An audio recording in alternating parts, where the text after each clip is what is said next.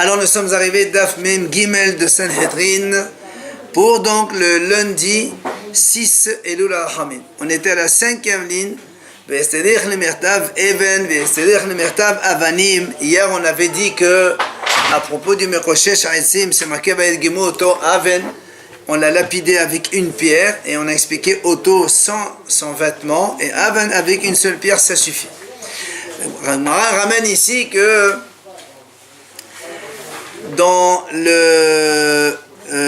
un autre pasouk dans Bamidbar, on voit c'est marqué Avanim, Romoto Ba Avanim. Alors c'est pour ça que le Ramara dit Ve'estedech lemertav even, ve'estedech lemertav avanim. Pourquoi on a besoin d'un pasouk dans lequel il est marqué Even et d'un autre pasouk dans lequel il est marqué Avanim. Donc le Even c'est donc le Mechalel, on en a parlé hier, et le Avanim c'est à propos du Mekoshesh Ha'etzim. Alors pourquoi? Il dit on a besoin des deux. Pourquoi? Dit Katav Dahamana Even, si on a écit que Even seulement, Haba Amina Echad Elamit Bahada Lanit Ahdet Vimortele. Katav Dahamana Avanim.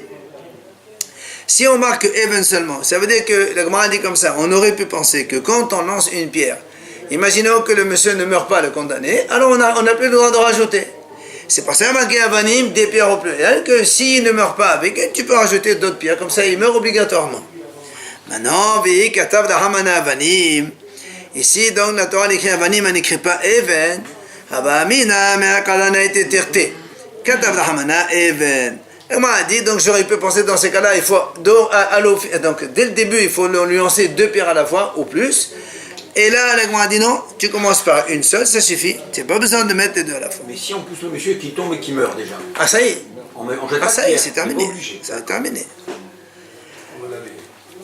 Alors tout ça, c'était pour donner la réponse de Rapapa. D'où on apprend que le Bédédine, il était en dehors de le Betasekila, la maison de la lapidation, elle était en dehors des trois camps.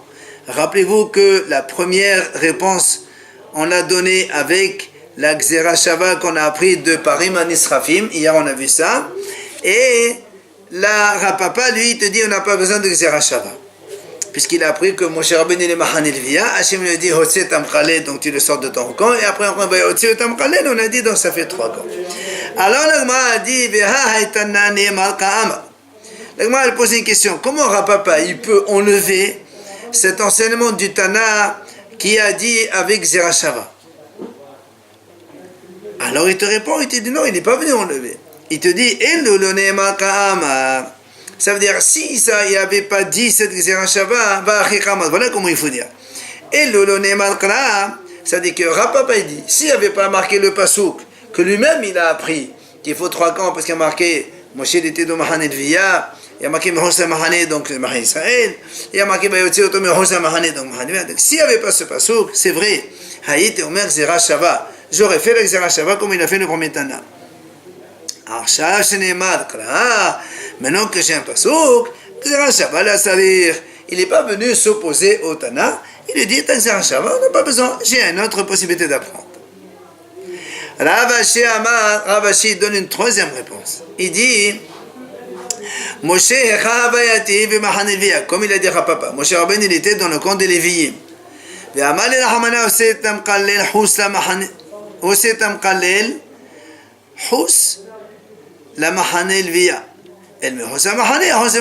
Lui il apprend autrement. Il dit comme ça, c'est marqué dans la Torah. Moshe il était donc Mahane Via. Hachem lui dit fais sortir le blasphémateur. Si on le fait sortir, donc forcément, du camp de Moshe, on le met dehors dans le camp d'Israël. Alors pourquoi on a marqué El Mehos Mahane? Tu n'as pas besoin, parce que si on le fait sortir, forcément c'est en dehors de son camp. Alors le Mehos Mahane, c'est pour dire le Hos Mahane Israël. Donc lui, il apprend plus simplement que en quoi? Donc c'est en dehors du camp d'Israël. Alors le Mara dit dans ces cas-là, selon Ravashi, alors pourquoi la Torah le répète après, Bayosé Tamkalel? Il y a marqué, de nouveau on répète Mehosa Mahane. Il te dit la Asiya, c'est pour te dire que les bénis Israël, ils ont fait exactement ce que Hachem leur a demandé. Alors on lui pose la question, Asiya Behedak Tibéo, ou bénis Israël Asuka Hachem Sevadonet Moshe. Comme on a dit hier, il y a marqué déjà, donc la Torah l'a déjà écrit dans un autre passouk, comme quoi ils ont fait exactement ce que Hachem lui a demandé à Moshe. Donc, on n'a pas besoin d'un autre passouk. Alors tu dis non, j'ai besoin. Pourquoi? Parce qu'il y a marqué qu'avant de lapider le condamné, on appuie avec les mains sur sa tête. Et après, on le pousse. Alors, ils ont fait comme il a dit Hachem, donc s'appuyer sur la tête. Et deux, eh bien, c'est pour le repousser.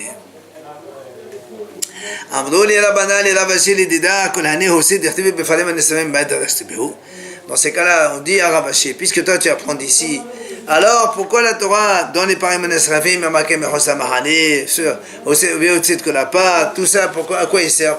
On n'a pas besoin de l'Axerachava selon toi, donc à quoi ils servent?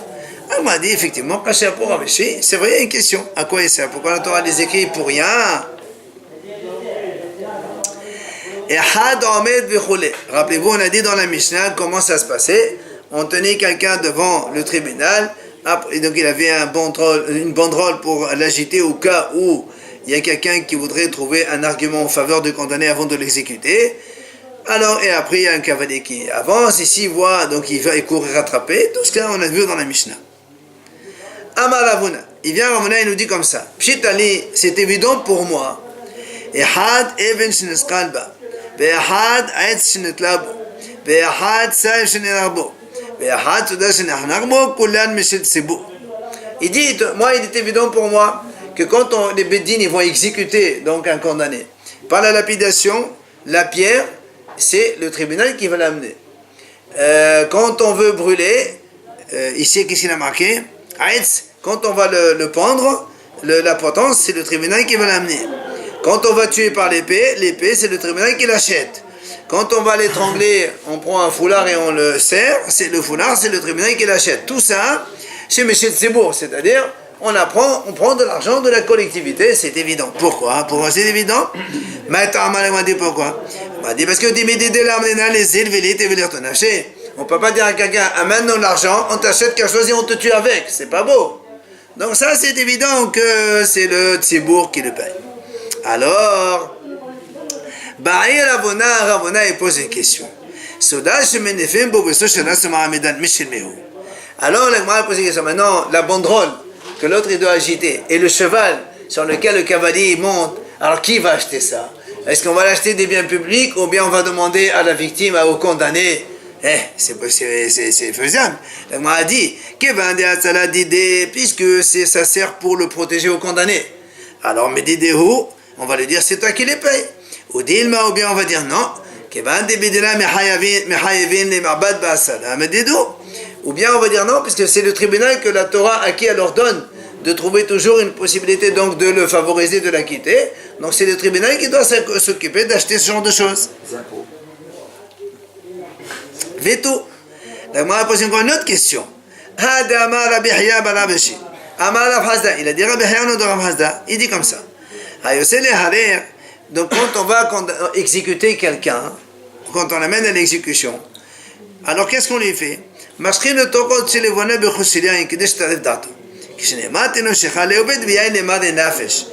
on dit on le fait boire un verre de vin avec un peu de levona là-bas, donc une sorte d'encens.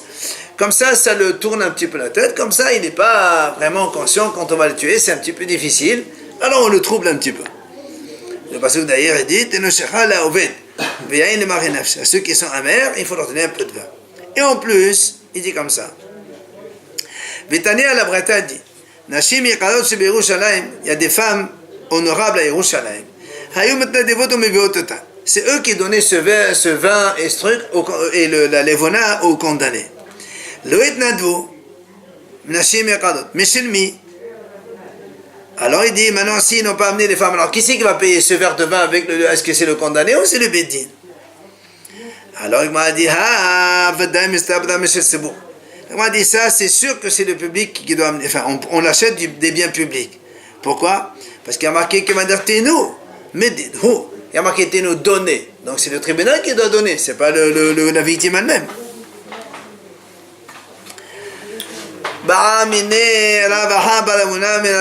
Pour le sous-arrêtant, il n'a pas répondu. Il n'a pas de réponse. Il a posé la question à Bahaba, donc de Rav Sheshet. Il lui dit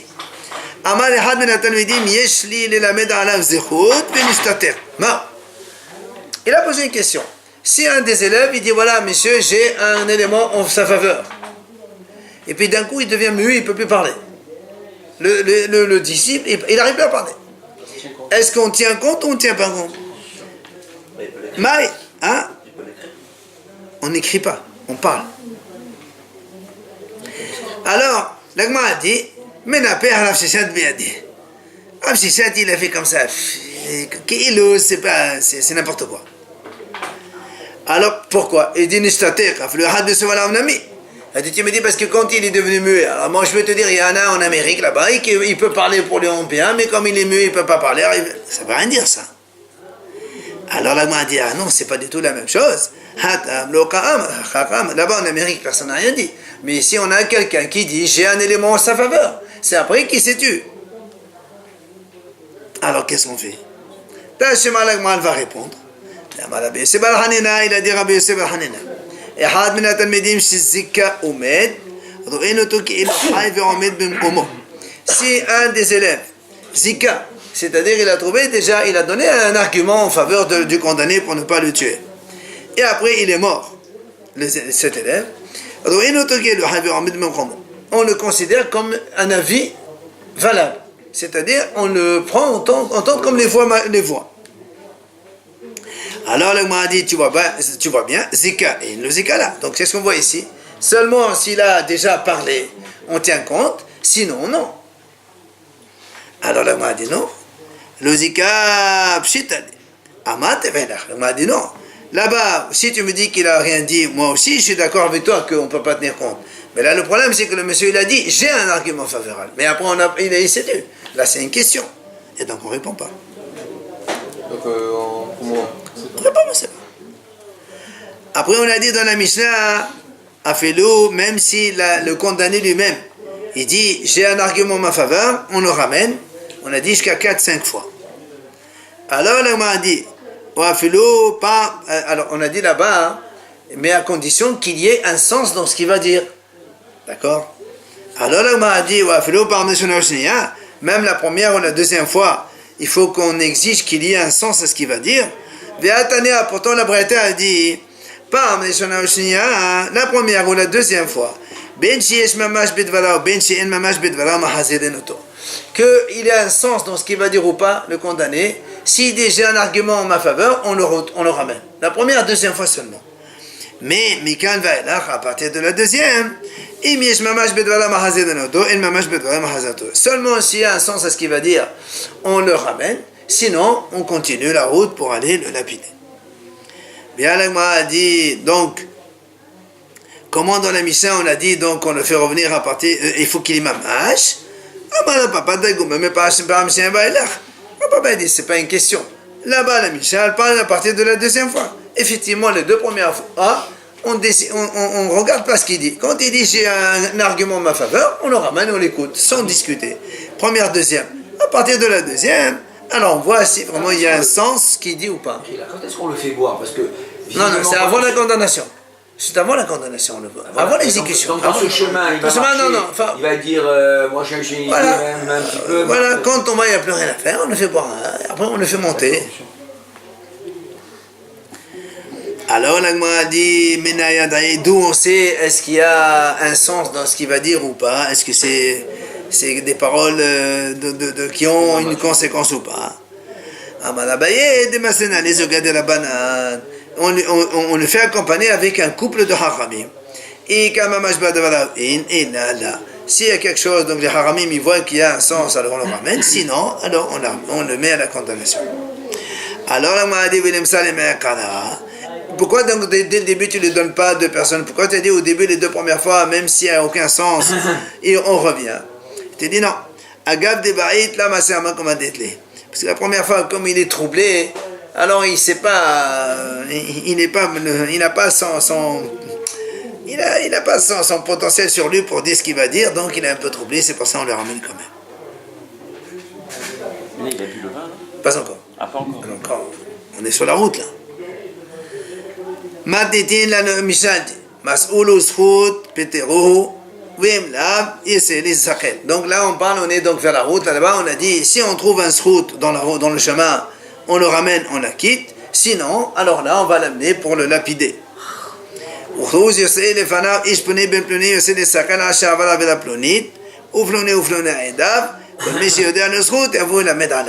Il dit, avant de l'exécuter, on fait une déclaration, d'accord, publique.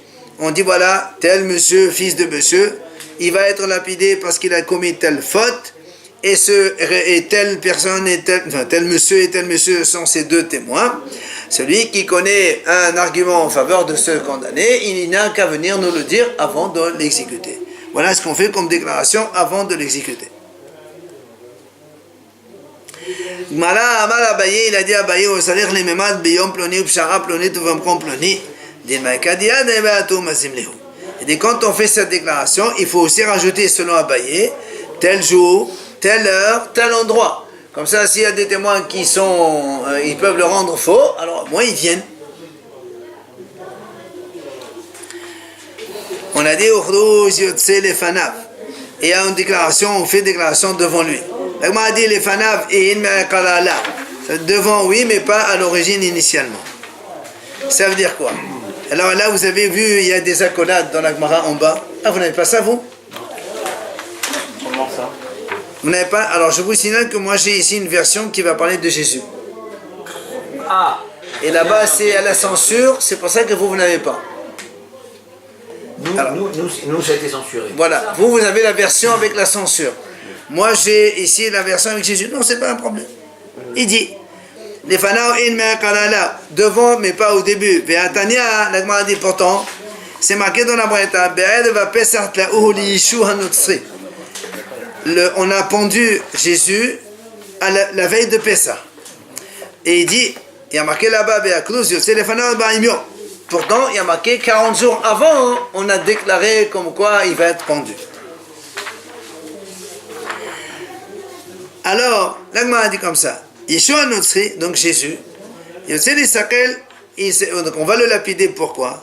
Al-Shikishef, il a fait de la sorcellerie. Véhécite, il a incité les autres. Véhédir, il les a donc, et d'Israël, il les a donc entraînés avec lui pour donc s'écarter d'Hachem.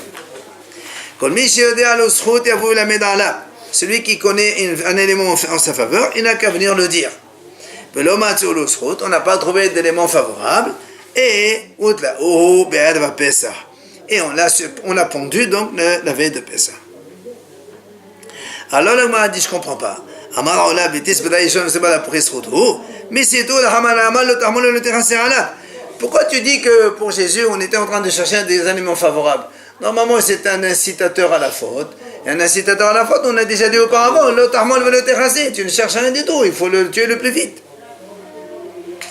Alors il dit parce qu'il était proche du royaume, alors on a cherché un petit peu à... Voilà. C'est quoi proche du royaume? Il était proche du roi, on ne voulait pas le tuer rapidement parce que sinon après les goïms ils vont nous dire pourquoi.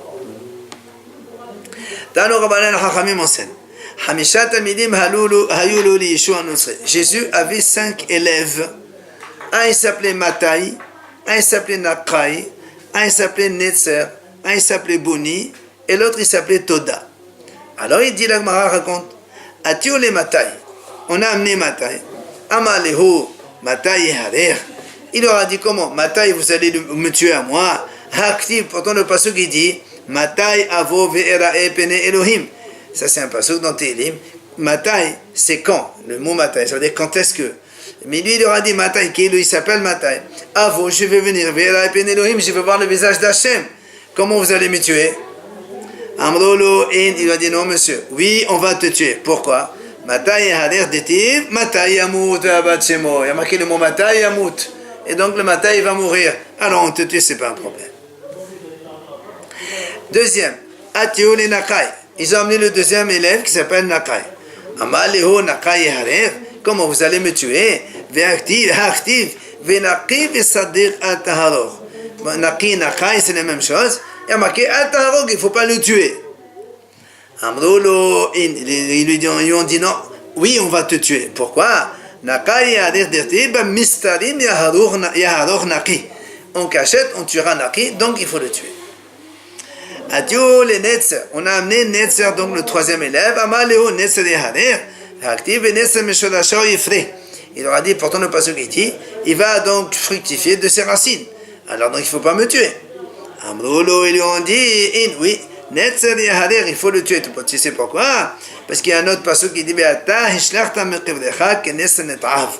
et comme donc on t'a jeté de ta tombe comme quelque chose de dégoûtant, donc on le tue.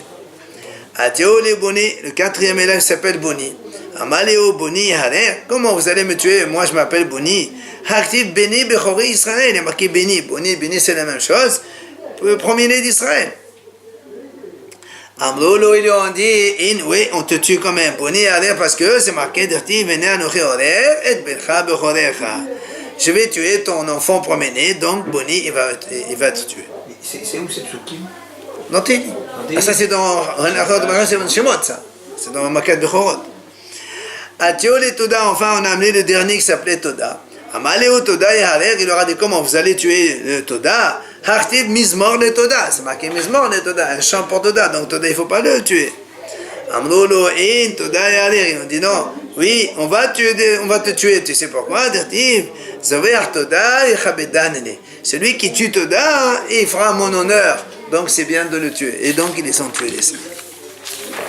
Voilà, ça c'est les accolades fermées qui racontent l'histoire de Jésus et de ses élèves. Alors Amar Rabbi Yoshua ben Levi, il a dit à Rabbi Yoshua ben Levi, celui qui égorge son Yetzirara, ça veut dire qu'il a fait une faute. Maintenant il fait tchouva.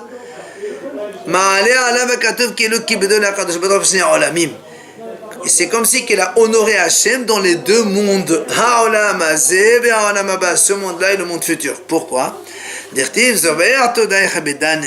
a marqué avec deux noun, donc un dans ce monde, un dans le monde futur. Oui, le même pasuk qu'on a vu pour l'autre, il a utilisé pour ça. Zoveah, il gorge le Yetzera, Todai Chabedan. Et Amar Rabbi Yoshua ben Levi, toujours Rabbi Yoshua ben Levi dit comme ça. Bisman, chez Beth Amikdash Chayam, quand il y avait le Beth Amikdash, Adam Makriv Ola, Schar Ola Beado. Quand un homme il apporte un korban sacrifice Ola, il a le salaire d'un sacrifice Ola. Minha, Secha, Minha Beado. S'il apporte un korban Minha, il a le salaire d'un korban Minha dans sa main.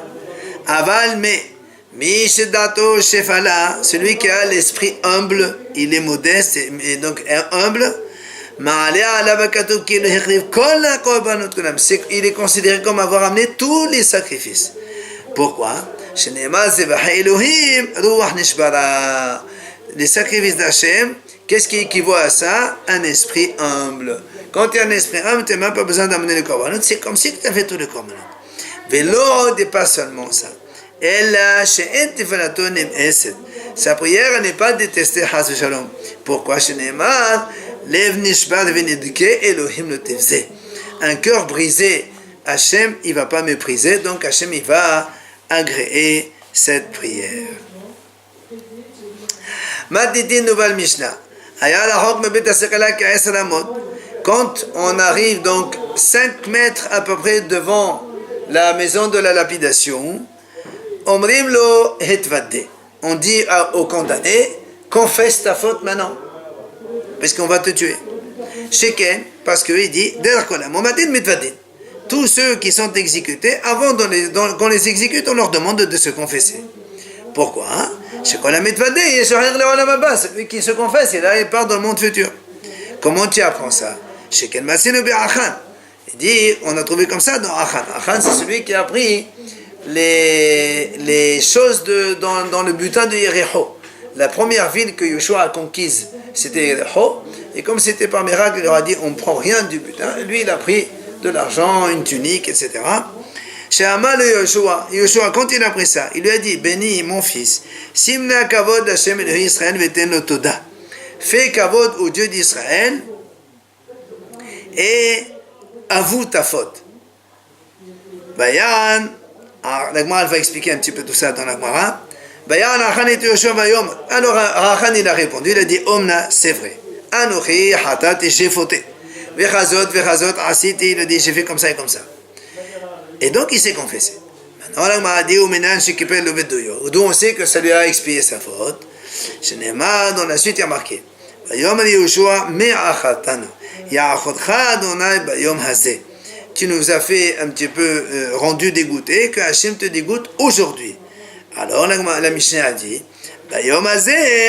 aujourd'hui tu es dégoûté, mais dans le monde futur, tu es propre, tu es acquitté parce que tu as expié ta faute en te confessant et en subissant la mort. Maintenant, s'il ne sait pas se confesser, on lui dit la chose suivante. Et mort, dit, que ma mort, elle soit expiation sur mes fautes. Rabbi Yehuda il rajoute, il dit, si maintenant le condamné il sait qu'on a fait un faux témoignage contre lui, qu'en vérité il n'a pas fait tout ça, Omer, il va dire comme ça, que ma mort, elle soit capara sur tous mes péchés, sauf celui-là, parce que pour lui, il n'a pas faute. Il n'a pas faute. Amroul, les Hachamim ont dit, impossible de faire ça, parce que Imken, si tu dis ça, chacun il va dire la même chose. Tous les condamnés vont dire, ma mort, par expiation de toutes mes fautes, sauf celle-là. C'est-à-dire que tout le monde va nier ce qu'ils ont fait, donc on ne peut pas faire ça. Mais d'accord, ça peut être la vérité, parfois... Oui, mais on ne peut pas, justement, si tu dis, qui a dit que c'est la vérité, tu vas dire que tout le monde ils disent comme ça, alors donc dans ces cas-là, les tribunaux ils font quoi? Gmara Tano Rabbanan Hachamim enseigne. Na, on a vu tout à l'heure, quand Yehoshua il a dit à Achan béni, Simna Kavod. Pourquoi il dit Na, s'il te plaît? Enna, elle a la shon bakasha, s'il te plaît. Pourquoi s'il te plaît? Il dit, quand Yehoshua, comment il s'est rendu compte? Ils ont conquis Riho, et la deuxième étape c'était la ville de Haï. Quand ils sont arrivés dans la Haï, ils ont fait la guerre, ils ont perdu. Alors Yehoshua, il était complètement consterné, comment? Alors il est venu chez Hachem, Hachem lui a dit, écoute, je suis désolé, Hata Israël. Israël a fauté. Amal et Fanaud de Bono Shalom, mi Hata. Yehoshua lui dit à Hachem, mais qui c'est qui a fauté? Amal et Vechid de la Torani, tu crois que j'ai fait la Shonara, moi? Les rappels Goralot, va faire un tirage au sort et tu arriveras à déduire c'est qui le fauteur. Il a fait un tirage au sort. Effectivement, à la fin, il s'est attrapé ce fameux Achan qui a fauté. Amal, quand il a été attrapé par le tirage au sort, Achan il lui dit à Yehoshua, tu vas me tuer avec un tirage au sort? C'est pas comme ça.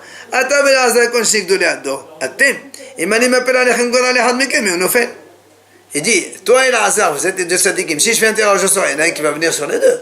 Alors ça veut rien dire ce tirage au sort. C'est là où Yehoshua lui dit, Amal, s'il te plaît, il lui dit, ne commence pas à parler du mal des tirages au sort, parce que la terre d'Israël elle-même elle va être départagée entre les distribués par un tirage au sort. Qu'est-ce que tu vas commencer à parler du mal des tirages au sort? Avoue ta vérité et arrête de parler du mal comme ça. Hein? Non, c'est pas qu'il n'a pas tort, c'est que quand Hachem il a dit fais ça, il a fait ça et c'est venu. Amar Ravina, il a dit Ravina, en vérité, Ravina, il a dit comme ça, que Yehoshua, il a soudoyé Achan avec des mots. C'est-à-dire que il a réussi à lui tirer comme quoi son aveu avec des mots.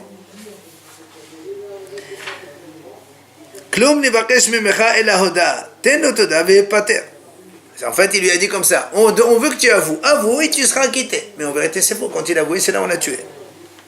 Miyad, il a répondu à Achan, il lui a dit, c'est vrai, j'ai fauté contre Hachem, le Dieu d'Israël. Et comme ça, j'ai fait. Alors, comme il a parlé comme ça, Amar Abasi Amar Rabbi Hanina Melamed Shema'al Achan Bishlosha Haramim. Puisqu'il a dit j'ai fauté, et comme ça, ça veut dire qu'il a fauté 3 fois. Quand 3 fois, Shnaim Bime Moshe, 2 fois à l'époque de Moshe Rabbeinu, il a dû prendre des choses, et Ve'ahad Bime Yehoshua, Shneimar, Kazot Ve'chazot Asiti. Vient Rabbi Yohanan, lui, il dit à Rabbi Lazar ben Rabbi Shimon, Hamisha, il a fait 5 fautes. 4 à l'époque de Moshe et 1 à l'époque de Yoshua. Pourquoi? Parce qu'il a dit Anochi Hatati c'est 1. Kazot c'est 1. Le deuxième Kazot c'est encore 1. Comme il y a marqué Vechazot, deux fois le Vav c'est rajoute, ça fait en tout 5. Donc il a sur Rabbi Yochanan 5 fautes il a fait. C'est ça qu'ils ont gagné les guerres ailleurs avec Moshe. Et puis ici, Peut-être que chez Moshe, parce que Moshe Rabbeinu il n'a pas décrété celui qui fait ça, il sera. Yoshua, il leur a dit assourd de prendre de temps. Personne ne touche. Alors, il m'a dit, justement, si tu dis qu'il a fauté déjà à l'époque de Moshe Rabbeinu, alors pourquoi il n'a pas été puni à Khan à l'époque de Moshe Rabbeinu? Amar Rabbi Yohanan, Mishum Rabbi Elazar, Rabbi Shimon, les filles, Shelo Anash Ala Nisarot, Sha'av de Saït Yarden. Parce qu'Hachem, il ne peut pas punir pour des fautes cachées que seulement après avoir traversé le Yarden et ils ont fait l'alliance de la Harevut, c'est-à-dire on est tous garants l'un de l'autre. Avant le Yarden, on n'était pas garants, chacun il faute, il prend pour lui. Mais à partir dans la Talmud Savim, là-bas il y a marqué l'alliance, comme la Gemara va ramener maintenant. Donc c'est pour ça qu'à partir de la traversée du Yarden, il a payé ce qu'il avait fait auparavant, parce qu'il est venu maintenant, tous les bénis Israël ils sont responsables. Comme on a vu Mahloket de Tanaïm. Le passage qui dit Hanestarot l'Adonai Elohen.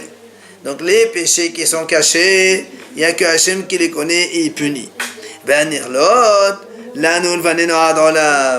Et ceux qui sont dévoilés, c'est nous qui sommes responsables jusqu'à l'éternité. Alors là, m'a dit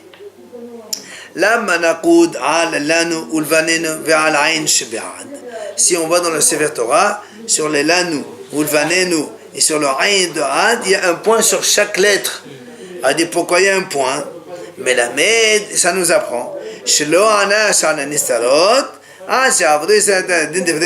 Rabbi Yehuda dit comme ça, comme on a dit, que Hachem n'a puni pour les fautes cachées que après avoir fait l'alliance après le Yarden, et on est devenus tous donc responsables l'un de l'autre. C'est pour ça qu'Achan il a été puni après. Ah, les points c'est la marque alors? Oui. Amal et Rabbi Nehemia. Alors Rabbi Nehemia lui dit excusez-moi, j'ai pas compris le lien. Lui il a fauté à l'époque de Moshe. D'accord. Mais pourquoi il a été puni que maintenant? À ce moment-là? Non, justement, pourquoi on n'a pas condamné à l'époque? Voilà. Pourquoi on a attendu maintenant avec Yahushua? Parce qu'avant de traverser le Yarden, chacun était responsable pour lui-même. Mais après la traversée du Yarden, les bénis Israël ils ont fait une alliance de responsabilité commune. On est tous responsables l'un de l'autre. Donc du coup, maintenant, il faut quand il a fauté avec Yoshua, ben, il prend pour ce qu'il a fait avant aussi. Amal et Rabbi Nehemia. Il vient Rabbi Nehemia et lui dit à Rabbi Yehuda, comment tu dis que les fautes cachées, ils sont punis à l'éternité? Jusqu'à Olam, mais pas les Olam. Et là, de la même façon que Hachem n'a pas puni sur les fautes cachées, puisque nous on ne peut pas être au courant, car il dit, en vérité, Rabbi Nehemia n'est pas d'accord. Il dit pour les fautes cachées, on n'est pas responsable. Que pour les fautes dévoilées, qu'après l'alliance de Yarden, là on est responsable l'un de l'autre. Alors là, m'a dit, si tu dis ça, pourquoi dans ces cas-là ils ont été punis? Si selon toi, Rabbi Nehemia, qu'on ne peut être puni que pour les fautes dévoilées, mais pas les fautes cachées. Pourtant là, il a fauté en cachette, et on a été punis puisqu'ils ont perdu la guerre. Alors il dit, il dit non, parce que lui, en fait, il n'a pas fait en cachette. Sa femme et ses enfants étaient au courant. Donc du coup, eux, ils étaient au courant, il fallait le dire. Comme ils ne l'ont pas dit, alors donc c'est pour ça que donc, ça a été la punition pour les bénis Israël. D'accord? Bon, on peut s'arrêter là.